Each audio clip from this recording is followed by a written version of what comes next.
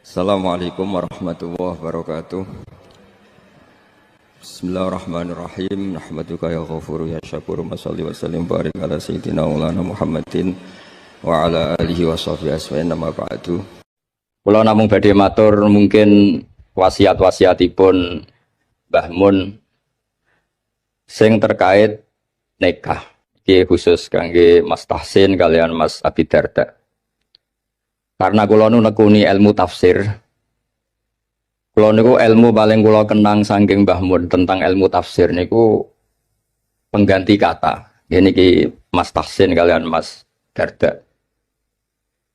Tentang nikah nih, tapi wonten kalimat utawi kata utawi lafat napa la istilahipun. Niku tenggene Quran niku nak ngistilahno nikahul mukminah niku digenti kata al jannah. Jannah maknane swarga. Dados mestine ayat itu ngeten, umpama boten Quran niku bunyine ngeten. Wala tangkihul musyrikati hatta yu'min. Wala amatum mukminatun khairum min musyrikati walau a'jabatkum.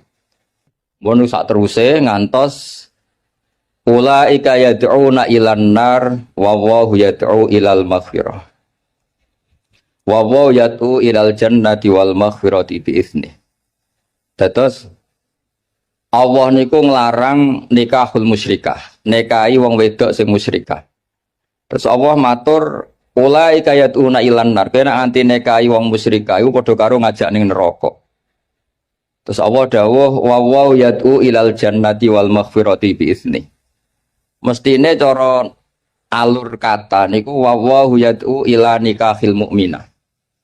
Jadi orang-orang di luar sana niku ngutus jenengan nu nikahi wong kafiroh, wong kafir. Allah ngutus nikahi tiyang napa mukminah. Dan niku kata mukminah teng Quran digentos wa yatu ilal jannah. Terus nikah mukminah niku mun hakikate swarga.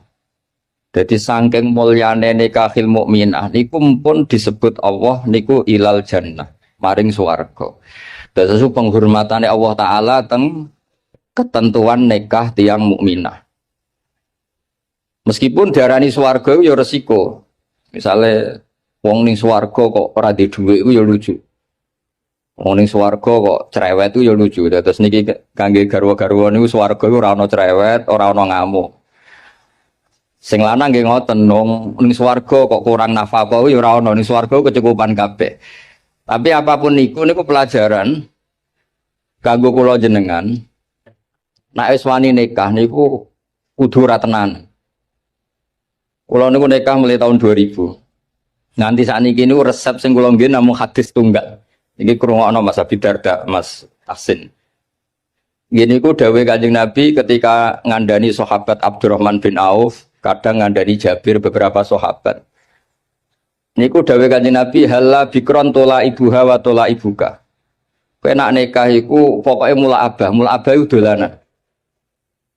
Sebagian riwayat halla bikron tudhahikuka wa tudhahikuha. Kowe rabi prawan, kowe ya guyu, dekne ya guyu.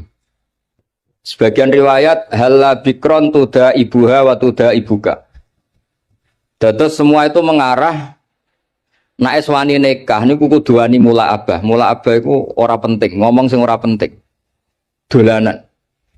Kula ngantos sak mangke niku kula nate teng Jombang, nate teng Putih-Putih niku bojo kula ditakoki tamu niku goleki kula. Ngerti-ngerti ning Jombang, kadang ning Jakarta. Mboten nate pamit. Nggih ra disalah cara adat Jawa ra disalah, tapi berhubung ajarane niku mboten serius, akhirnya nggih mboten salah. Nah, niki ra aneh tapi berkah. Ki nak pamit wong wedok kok kaya Abdu Zaujah cara Mbah Mun kok. Ora pamit itu ya ora sopan, pamit kaya Abdu Zaujah. Ketoke ra sopan mbek budak iku mulya ora sopan. Terus niki mboten nasihat niki cerita mawon, sampean nglakoni nggih monggo, mboten nggih mboten napa-napa. Karena seninya nikah niku pancen mula abah. Mboten penting misalnya Mas Tahsin mikir urip ning sarang apa ning Nganjuk ruwet. Nyai model mubalek apa model dukun ruwet, bangsa diskusi ngoten ruwet. Nak mubalek ya sak monten niku tarife, nak dukun ya sak monten. Apa model wali. Nah, kula nu seneng model wali. Model wali iku wis ora jelas tapi keramat. Terus kula niku mboten nate model mubalek mboten nate, model dukun mboten nate. Model wali pokoke rezeki kok pangeran, sore pasrah pangeran pun beres. Tapi kalau niku percaya hukum akhlak. Mulane kula purun rawuh teng mriki jenengan matur nuwun Pak Zam. Pak Zam niku guru MGS paling lami. Guru mboten nate mas saya, mau diundang guru terus. Murid-muridnya Gus Naji, Gus Ubab mau diundang Kiai, Pak Zam tuh diundang Pak Zam. Terus guru paling nom. Murid-muridnya mau diundang Syekh. Gus Naji ngundang Syekh. Tapi Pak Zam diundang Pak Zam. Sing ra diawet nang kirane nggih kula nganti sakniki jek diundang Gus ora dibejo. Dadi nek salah ya pantes wong isih Gus dereng Kiai. Tapi Gus ku kalah mbek Kiai. Tapi Kiai mbek Gus nggih hormat ya serwet ta niku. Terus kula suwun niki resep kula sedanten sing nikah, aja geman tenanan. Donya iku la ibun walah, donya iku ora usah tenanan. Sing tenanan ikhlas. Kula bolak-balik dikandani Mbah Mun. Kowe ngiyai tenanan iku bento, sing tenanan ikhlas. Kowe mulang kok pengen minterno murid iku ya goblok. Wong sing bakat goblok ya tetep goblok. Entekno metodemu sing bakat goblok ya tetep goblok. Padha wong wedok rata-rata cerewet, entekno nasihatmu gitu tetep cerewet. Yes dianggap nopo ekspresif ngoten. Nak bojomu ngamuk terus banting piring dianggap ekspresif. Memang orang kalau dendam mangkel iku kudu ana ekspresi. Jadi anggap mawon niku ahli acting ngoten mawon, nak ngamuk iku ya tenanan. Dan banting piring ya rasional timbang banting anakmu ada banting piring. Jadi pokoknya digawe gampang mawon. Riyen niku para sahabat cerita sing terkenal nih. Niku ngadepi wong wedok, ngadepi masyarakat tuh ilmiah. Sekarang tuh orang tuh kehilangan daya ilmiahnya. Karena ini saya ulang lagi, kalau mengke langsung kondur ngapunten ingkang kata. Karena saya nyiapkan naskah kalau ini badhe wonten semacam kados napa loka karya tafsir lah. Di kalau mambe pamit langsung kondur, mergi kalau nembe nyiapno. Niki nembe tengah-tengah tapi kalau pengen hormat Pak Zam mau saking dalam 3:30 Pak Burhan. 3:30 dini hari lala di papak teng Bojonegoro diriwatno mriki pundi Bu? Temayang dados cepet kalau saged mriki cepet. Kalau tak cerita secara ilmiah. Dulu niku orang menghadapi istri, menghadapi anak, menghadapi keluarga niku diilmiahkan, tidak emosi. Masyhur itu, kalau sering diceritani para guru-guru, riyen Sayyidah Aisyah itu cemburu sekali ketika Nabi didatangi halah niku dulure Sayyidah Khadijah. Karena Nabi itu sekali dengar suara halah itu ingat Sayyidah Khadijah. Sampai Sayyidah Aisyah itu cemburu, dan ketika cemburu itu jenenge wong wedok, redaksinya itu pasti kasar. Ya Rasulullah, kenapa engkau ingat ajuzan, ingat wanita yang sudah tua, sementara sudah diganti wanita cantik dan perawan, maksudnya Sayyidah Aisyah. Efek dari kalimat itu Sayyidah Fatimah tersinggung karena ibunya disebut apa? Ajuz, orang yang sepuh. Akhirnya Nabi ini membiarkan Aisyah mergi puas sakit menyebut Sayyidah Khadijah ajuz. Tapi menghadapi Fatimah, Sayyidah Fatimah ini juga perempuan, nggak terima kalau ibunya disebut ajuz. Niku Nabi cara menghadapi ilmiah. Ya Rasulullah, ajarin saya satu kalimat yang bisa menghentikan Sayyidah Aisyah menghentikan seperti itu. Jawab Nabi geringan oleh jawab Nabi. Kandhani Aisyah, ibumu luwih top, mergo rondo untuk Joko. Kowe ayu kaya apa iku kowe perawan untuk duduk. Jadi enteng mawon, ngadepi niku enteng tuh. Ora kok terus kualat yen ngomong ngono meneh mboten. Wong wedok diancam kualat tuh mboten ngefek pun ngerti lho. Mboten ngefek. Jadi dihadapi secara ilmiah. Akhirnya Aisyah mikir, wong aku ayune ngene piye-piye untuk Kanjeng Nabi pun gadah garwa. Khadijah pun rondo angsal napa? Joko. Mun baton niku Sayyidah Aisyah mun mboten nate bakas-bakas malih. Jadi dulu itu orang itu menyelesaikan sesuatu dengan ilmiah.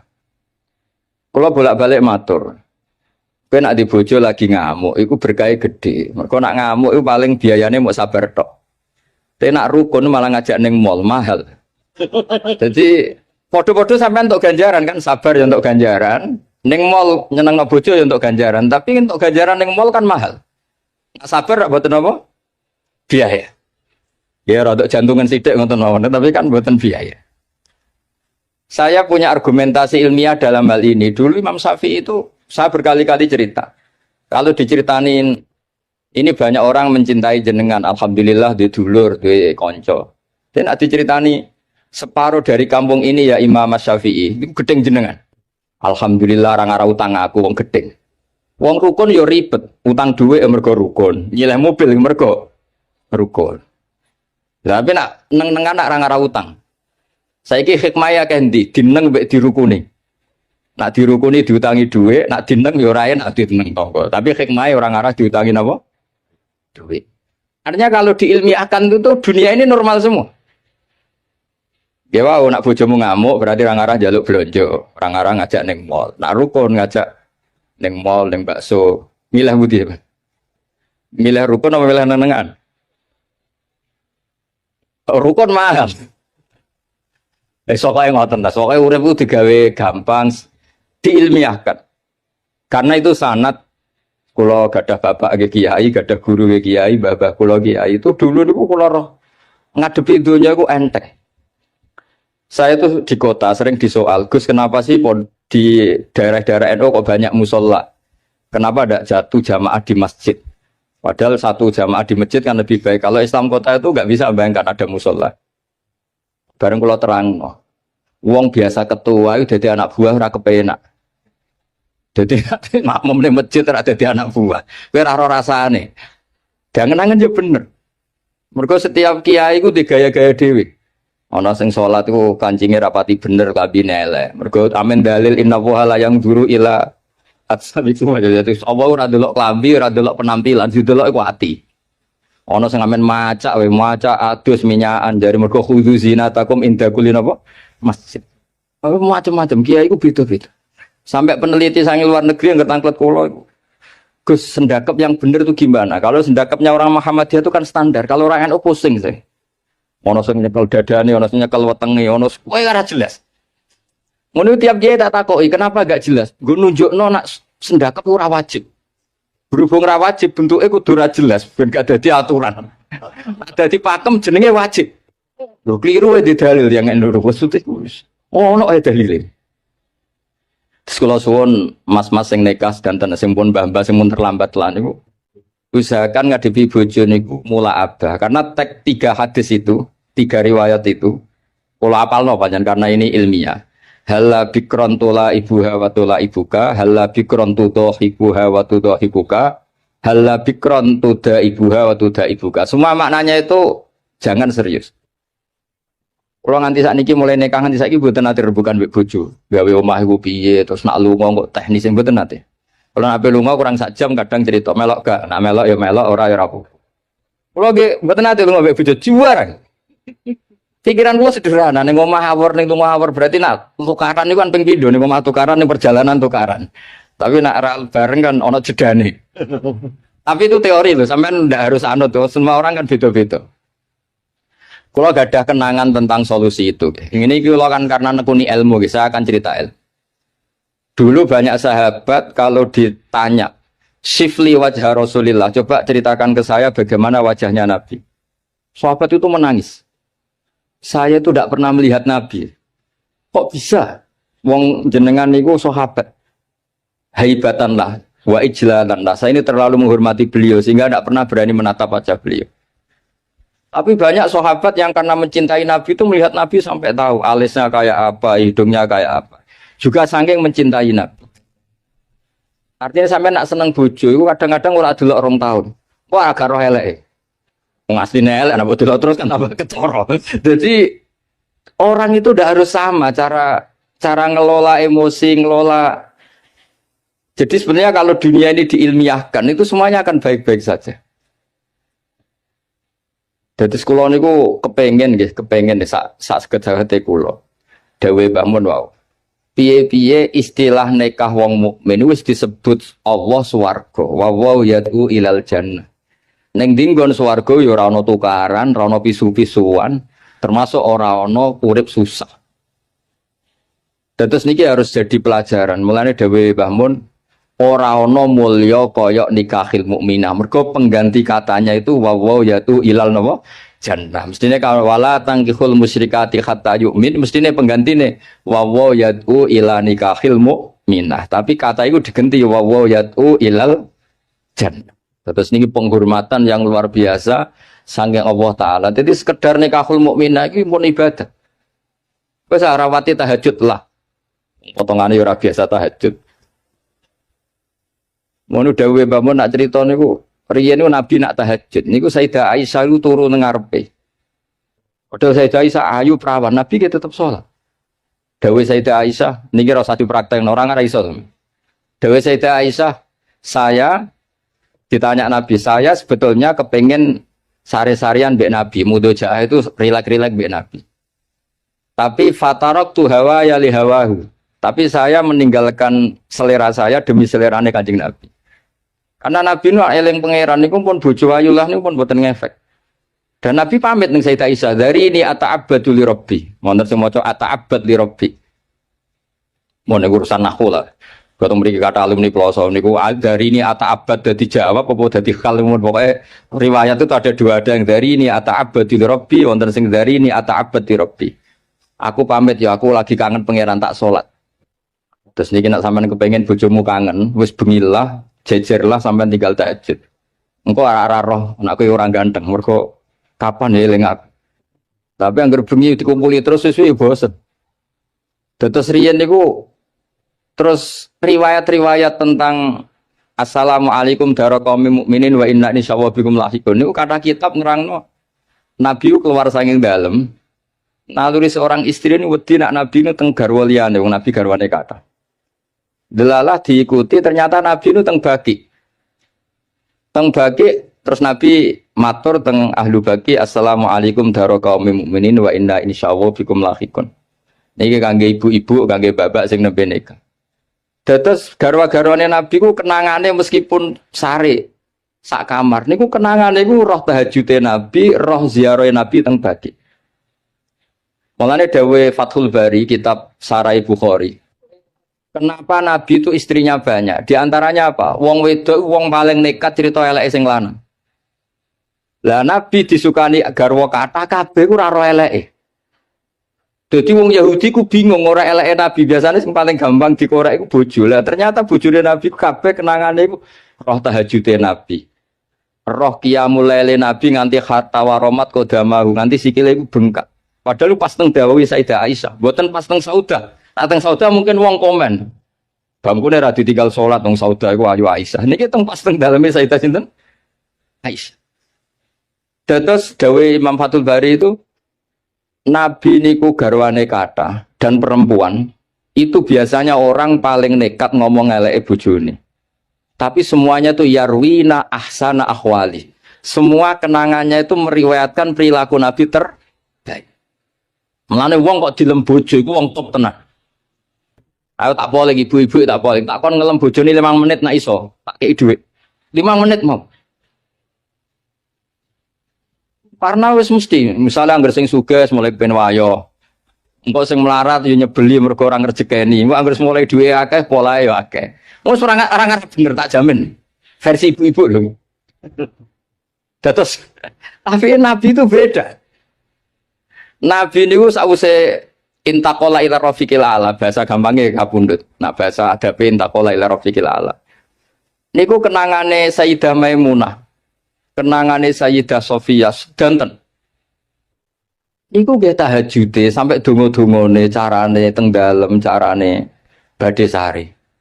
Sampeyan iso bayangno bojomu ngriwayatno apike sampeyan. Ya ora ngare iso diriwayatno ora ana faktane, ora ana faktane. Nggih wau. Terus kula suwun masalah nikah niku masalah sing sekedar nikah niku pun ibadah karena tadi kata ila nikahil mukminah niku dening Allah taala digentos ilal jannah. Niku eling-eling niki ilmu yang saya tekuni. Terus di antara ilmu tafsir itu dijelaskan Quran itu sering ada kata pengganti. Nah, kata pengganti itu adalah penghormatannya Allah taala. Begitu juga menyangkut perempuan. Niku ketika seseorang mengabaikan perempuan, menterlantarkan perempuan, itu Allah ngendikan wala tattakhidhu ayatillahi huzwa. Kamu jangan menganggap ayat-ayat Allah Ta'ala itu sebagai mainan. Karena perempuan itu di halalnya ini, status halalnya oleh Allah didhawuhna fa innakum akhadtumuhunna bi amanatillah wastahlaltum furujahunna bi kalimatillah. Terus perempuan ini termasuk orang yang luar biasa. Kata penggantinya semuanya luar biasa. Nggih, ngoten mawon niki ngregani pemerintah, nggih ngregani kula. Karena kula ini nembe nulis badhe loka karya tafsir di antara makalah-makalah kula tentang kata pengganti. Nggih wau, pokoke kula suwun sing nikah napa sing pun sepuh sedanten yakinilah bahwa sekedar nikah mukminah niku mun ilal jannah eling-eling. Lah ciri khas swarga iku ora ana tukaran, ora ana kangelan, ora ana debat, pokoknya semuanya nyaman. Nah, di sini pentingnya makalah-makalah baiti jannati omahku iku swargaku. Wong swarga kok tukaran, wong swarga kok ora di dhuwit iku ya ora pantes. Tapi ora usah diterusno. Swarga kok bojo elek sing lanang elek wis. Lah niku ora usah diterusno niku. Tapi yang jelas kula matur mboten saged kata-kata wis niku mawon mugi barokah. Al-Fatihah.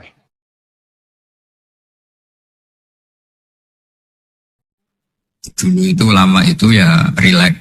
Di antara tulisan Syekh Nawawi, saya ini termasuk pengagum Kiai Nawawi karena Kiai Maimun putra Kiai Zubair itu saking senangnya Kiai Nawawi itu naskahnya itu banyak tentang Syekh Nawawi. Dan saya termasuk zuriyah kudus. Saya masih keluarga dengan Raden Asnawi, masih keluarga karena sama-sama zuriyah dari Mbah Asnawi sepuh. Itu yang akhirnya menikah Nyai Hamdana, yang dulu pernah dinikah Syekh Nawawi. Terus Nyai Hamdana itu dulu dengan Syekh Nawawi punya putri namanya Zuhro. Setelah dengan Raden Asnawi punya anak dinamai Zuhri. Punya zuriyah, ada yang namanya Kiai Minan, Kiai Niam, terus punya anak-anak. Di antaranya Kiai Hafid yang jadi menantu keluarga Sarah. Saya kalau boleh cerita, saya ini khatam tafsir Munir itu 3 kali. Dulu ngaji di Sarang 2 kali, terus belajar sendiri, terus mentakriri. Takriri itu beri catatan-catatan yang untuk meneguhkan satu tulis ya, atau satu teks atau satu ibarat yang diinginkan Syekh Nawawi. Saya beri beberapa contoh, dan ini dipraktekkan di Indonesia. Orang Indonesia itu mesti hafal Fatihah dan semuanya merasa pintar. Itu ya barokahnya Syekh Nawawi, karena kata Syekh Nawawi itu semua Quran dikumpulkan di Fatihah. Fatihah itu dikumpulkan di Bismillah. Bismillah itu dikumpulkan di Ba. Ba-nya saja masih dikorting di titiknya saja. Jadi kalau orang bisa titik itu sudah menguasai satu Quran. Karena pikirannya Syekh Nawawi itu semua Quran itu menerangkan tauhid, dan tauhid itu dimulai dari Ba. Ba itu bi kana makana wa bi yakunu ma yakun. Jadi karena saya, kata Allah, yang ada menjadi ada, yang enggak ada juga menjadi akan ada kalau Allah menghendaki wujud. Sehingga dulu Syekh Nawawi itu sudah sukses membuat pikiran kita itu rileks. Kalau enggak bisa Quran semuanya ya Fatihah. Kalau Fatihah enggak bisa ya baca bismillah. Setidaknya orang Islam itu enggak boleh tercerabut dari Quran. Sehingga saya kalau baca teks-teksnya Syekh Nawawi itu punya pengaruh besar di cara pandang kiai-kiai Indonesia. Di antara yang paling monumental, dan setelah ini saya akan tidak menambahi juga tidak mengurangi, adalah Syekh Nawawi cara menganalisis surat Ar-Rum. Di Indonesia itu menerima faham beragama, tapi tidak menerima faham ateis. Itu dulu zaman Rasulullah SAW sugeng, itu ada kekuatan besar, yaitu Romawi dan Persia. Singkat cerita, Persia ini tanpa nabi, tanpa kitab suci, yang Romawi ini punya nabi dan punya kitab suci. Meskipun versi mereka. Ketika orang Persia mengalahkan Romawi, itu nabi terus dicibir, diolok-olok sama orang kafir Mekah. Muhammad, kawan kamu yang punya kekuatan langit, maksudnya punya kitab suci, ternyata kalah. Paling kamu juga kalah dengan kita yang tanpa pegangan langit. Nabi itu susahnya minta ampun. Karena Nabi tidak bisa membayangkan kalau kehidupan manusia itu tidak dipandu agama, tidak dipandu kitab suci. Meskipun zaman itu ya Romawi itu tidak Islam. Kemudian kata Nabi diberitahu Allah Ta'ala, antara 3 sampai 9 tahun pasti Romawi akan mengalahkan Persia. Dan itu enggak dianggap kemenangan Romawi mengalahkan Persia, tapi menangnya ahli kitab, orang yang berpegangan kitab suci mengalahkan orang yang tidak berpegangan kitab suci. Dan saat itu Allah ngendikan wa yauma idzi yafrahul mu'minun, di hari kemenangan Romawi mengalahkan Persia atau kemenangan ahli kitab terhadap non ahli kitab, itu orang mukmin itu senang sekali. Sangat senang. Ini saya baca di tagnya Syekh Nawawi supaya di sini Anda tidak mendengarkan pendapat saya, memang benar-benar mendengarkan apa yang dikatakan Syekh Nawawi. Saya baca tidak. Ya niru-niru Kiai Ma'ruf. Tadi beliau masih ngetikan secara fasih, ngetikan usul fikih, kaidah fikih. Karena ilmu beliau dengan kita ini bersanad yang sama. Dulu ngaji Mbak Karim yang ngaji Mbak Hashim. Jadi Mbak Hashim ngaji Syekh Khalil. Kalau saya lewat sanad kudus ya diantaranya saya lewat Syekh Nawawi Al-Bantani. Nanti saya baca beberapa sanad Syekh Nawawi. Kata Syekh Nawawi Al-Bantani, beliau ngendikan wa yauma idzi yafrahul mu'minuna bi nasrillah wa yauma idz yahlibur rumu ala farisa yafrahul mu'minuna bi taghlibillah man lahu kitabun ala man la kitabalah wa yafrahuna bi walafatihim al musyrikina bi badrin. Jadi bangsa Indonesia itu terbiasa berkawan sama orang yang beragama, tapi tidak biasa berkawan dengan orang-orang yang tidak beragama. Itu karena Imam Nawawi mengatakan, Syekh Nawawi, wanak tubuh maqaddamu atharuhum, pikiran besar Syekh Nawawi adalah ketika orang Romawi mengalahkan Persia, itu cara berpikir Imam Nawawi itu mengalahkannya orang yang berkitab, mengalahkan yang tidak. Jadi ini bukan pendapat saya, juga bukan pendapat siapapun, tapi murni saya baca teks yang dari Syekh Nawawi. Sehingga kita secara psikologi, kita ini kan misalnya saya aja lah contohnya. Misalnya saya miskin, ada petinju, orang miskin kulit hitam bersama orang kaya. Kalau yang menang yang miskin tuh ikut senang, padahal ya tidak ikut menang. Karena kayak terwakili. Kan. Dulu kata Syekh Nawawi, itu juga pikirannya begitu. Ini saya baca ini kata Syekh Nawawi. Misalnya seperti itu zaman itu. Wa sababu nuzuli hadil ayat annahu kana baina Faris war Rum qitalun. Wa kana al-musyrikun yawadduna an taghliba Farisu ar-Ruma. Di anna Faris kana majusian ummiyin wal muslimuna yawadduna ghalabatar Rum ala Faris liqaunihim ahlal kitab. Jadi dulu itu kata Syekh Nawawi, pikirannya orang Islam, boyo yang menang itu ahli kitab, karena sama-sama punya agama, punya peradaban. Jangan sampai yang menang itu yang tidak punya kitab, tidak punya peradaban. Jadi itu saya yakin yang mengilhami kita, para kiai kita, bikin Pancasila diantaranya yang membentuk Pak Karno, karena Pak Karno yang dulu ngaji sama Agus Praminoto, ngaji sama orang-orang pintar. Kita ini berketuhanan. Jadi itu ciri khas Syekh Nawawi di antaranya. Kemudian beliau menganalisis kemenangan. Kemenangan itu ketika orang Islam sudah kuat. Ini halaman 424. Ini nanti kita bisa tinggal di sini sebagai hadiah sama Syauki sama warga besar Pondok Tanah. Nabi itu orang yang nggak suka duniawi, tapi kenapa sih Nabi harus menang? Nabi Sulaiman akhirnya menang, Nabi Dawud akhirnya menang, Nabi Ibrahim ya akhirnya menang, Nabi Musa akhirnya juga menang, dan Rasulullah SAW juga akhirnya mengalami kemenangan. Itu cara menganalisis Syekh Nawawi Al-Bantani. Kata beliau, iqamati alamatir riyasah, supaya kepemimpinan Islam itu kelihatan. Fala yabqa mayaqdiru alal ikrah alal kufri. Jadi kalau kita menang, baik secara politik maupun ekonomi atau kultur, setidaknya tidak ada lagi kekuatan manapun yang memaksa kita untuk menjadi kafir atau menjadi salah. Kita tahu misalnya di beberapa negara di Eropa, barokahnya orang Islam kaya ya, pemain bola dulu tuh kalau puasa susahnya bukan main. Gara-gara klubnya dibeli umat Islam itu, malah cari tukang adzan di stadion itu, karena yang punya sudah orang Islam. Itu contoh kekuatan ekonomi.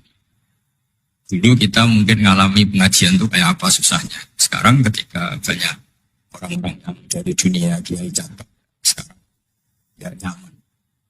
Jadi di antara alamatnya tamkinu hadatin adalah wala yumakkinan nalagum dinahumul ladir tatu alagum walaibat dilanagum mimba di khawfim amna. Ciri utamanya adalah tamkin fil ard. Merasa beragama itu nyaman, tidak ada yang enggak. Di zaman itu Syekh Nawawi sudah menganalisis kenapa sih Nabi harus menang. Kata beliau supaya layab ko mayak diru alal ikroh alal kufri. Ini tafsir di ayat wa yahdiyaka sirata mustaqima ketika Syekh Nawawi menerangkan kenapa Nabi harus menang di halaman 24 surat Al-Fatihah. Jadi itu sisi-sisi betapa Syekh Nawawi itu luar biasa. Terus menyangkut kiblat. Dulu ramai sekali di Indonesia kalau kiblat harus presisi betul, harus ditertibkan betul. Tapi ternyata masjidnya para wali dan para orang-orang soleh itu ya kayaknya asal madep mulon itu ada yang komentar itu kenanya Afrika atau Mesir entah. Tapi Syekh Nawawi zaman itu ngendikan setelah beliau cerita presisi, beliau ahli falak. Saya tahu banyak keahlian beliau falak karena saya punya kitab gurunya Syekh Nawawi. Namanya Syiarus Salikin, itu karangan beliau, Syekh Abdus Somad. Itu kata beliau, selain menukil pentingnya presisi kiblat, tapi beliau tetap menukil itu mutib. Waruwiya an Ibni Abbasin annahu qol al-baitu kiblatun li ahlil masjid, wal masjid kiblatun li ahlil haram, wal haram kiblatun li ahlil masyriq wal maghrib. Wahada qaulu Malik. Jadi karena orang Jawa itu rata-rata kiai itu mesti baca tafsir Munir, sehingga ya dianggap enteng saja. Ya sudah lah, pokoknya kira-kira madhep mulon itu. Karena kalau masjid dipresisikan detail, nanti pertanyaannya juga yang sudah mati-mati harus dipresisikan. Karena wajib madhep kiblat itu tidak hanya sholat, tapi juga orang yang sudah meninggal itu bisa ribet itu. Ya kalau yang mbahnya wali, jenazahnya masih utuh. Kalau yang nggak wali kan sekliwat itu, karena sudah nggak ada bentuknya. Makanya dulu ada bionanya kiai mau dipindah itu, butuhnya nggak boleh. Jangan, kalau mbah saya wali, saya keren, jasadnya utuh. Kalau mbah saya ada wali. Jadi ya, tapi apapun itu saya cerita betapa efek dari pikiran besar Syekh Nawawi itu mempengaruhi kita. Sehingga dulu masjid-masjid, musola-musola itu ya tetap hati-hati lah. Tapi ya tetap saja agak longgarnya. Nah beliau tetap mengutip wal haram kiblatun lil ahlil masyriq wal maghrib. Jadi tidak hanya Mekah dengan makna Ka'bah atau dengan makna Masjid Haram, tapi semua tanah. Dan itu bisa 25 atau 20 kilo persegi. Kemudian ini biar benar-benar halnya Syekh Nawawi. Jadi saya tidak cerita pikiran saya, tapi murni cerita Syekh Nawawi, murni cerita Syekh Nawawi. Saya punya naskah banyak karena memang saya nekuni betul. Saya khatam, kalau nggak 3 kali saya khatam tafsir Munir. Ketika beliau menafsirkan fa inna hizballahumul ghalibun, ini favorit saya di Syekh Nawawi. Pasukan Allah itu pasti menang, ya. Pasukan Allah itu pasti menang. Tapi beliau dengan unik menjelaskan, ya ini supaya benar-benar Syekh Nawawi ya, tidak menambahkan, tidak mengurangi. Di halaman 278. Jadi ngaji pakai kitab itu untungnya 2. 1 mengutip, 2 terus gak usah mikir gitu. Jadi pada saya mikir nanti salah di depan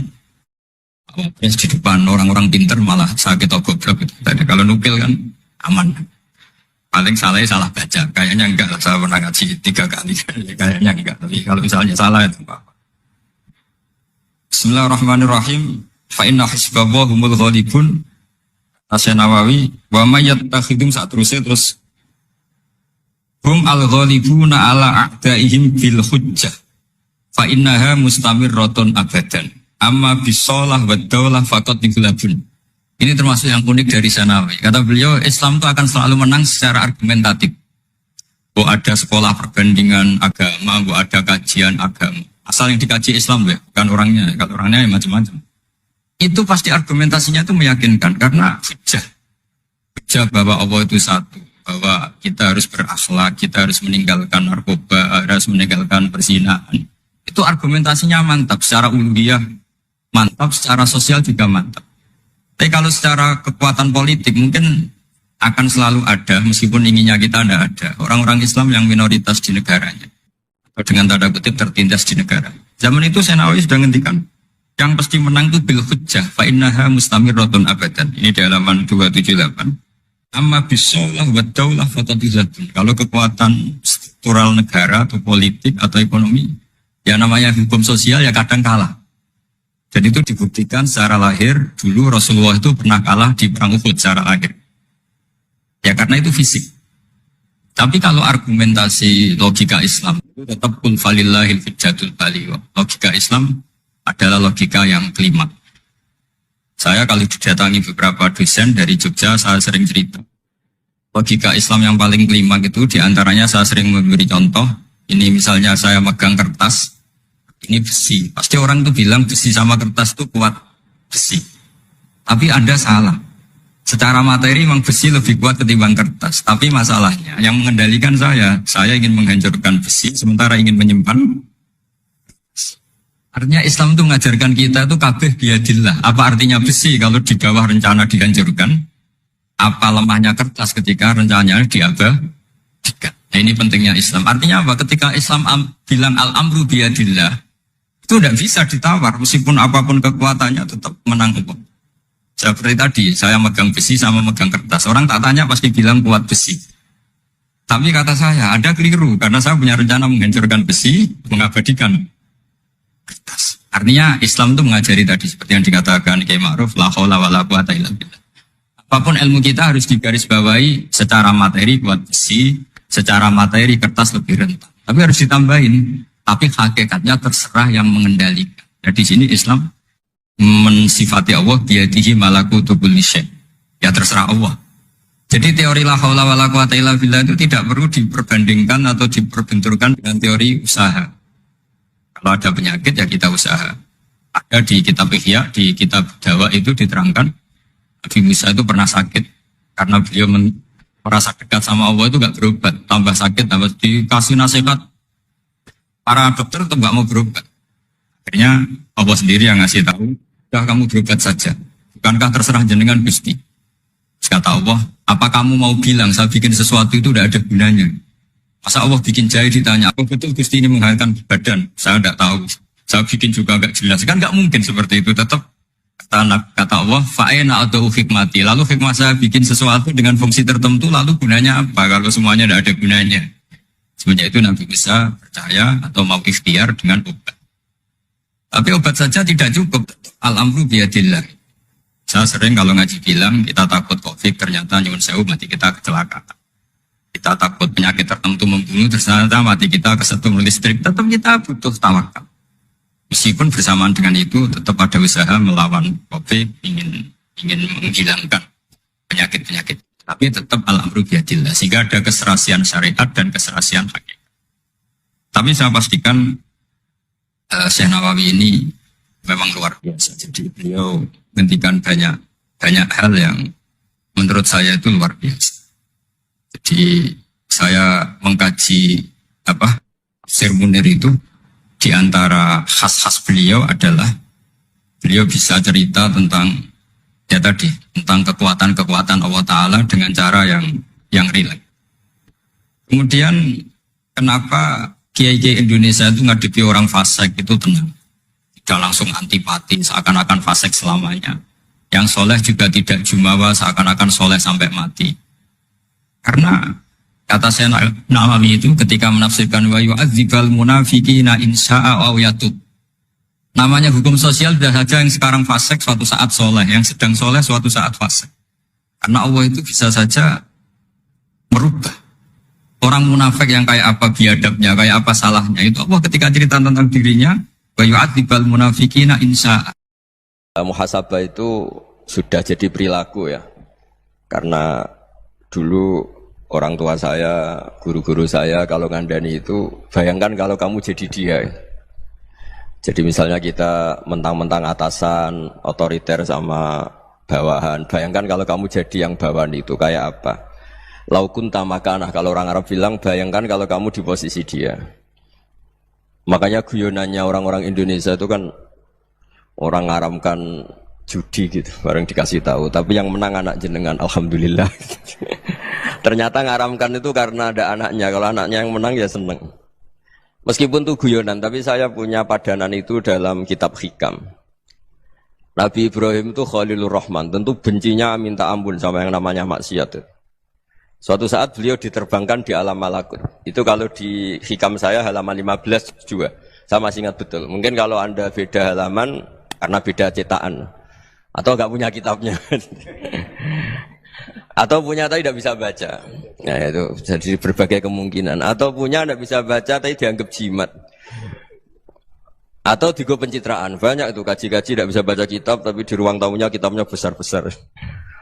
Pencitraan itu, tapi ya bagus lah, nggak apa-apa untuk syiar. Setelah diterbangkan di alam malakut, diperlihatkan sama Allah, ada orang pezina, ada orang syaribul khomri, ada orang mabuk, ada orang macam-macam. Allah tanya sama Nabi Ibrahim, bagaimana pendapat kamu Ibrahim tentang mereka yang maksiat? Kata Nabi Ibrahim, ya Allah habisi saja mereka, mereka hidup di bumi engkau, makan rezeki engkau, kemudian mereka tidak taat sama engkau. Singkat cerita di fase itu, saya ulang lagi di fase itu, Allah nurutin. Sampai sekian peristiwa, mungkin 3 atau 4. Sudah, setelah sekian tahun Nabi Ibrahim lupa peristiwa itu, kemudian beliau diminta menyembelih anaknya. Ini versi kitab Hikam. Memang versinya banyak tentang kenapa Nabi Ibrahim disuruh menyembelih anaknya. Ketika mau menyembelih anaknya, Nabi Ibrahim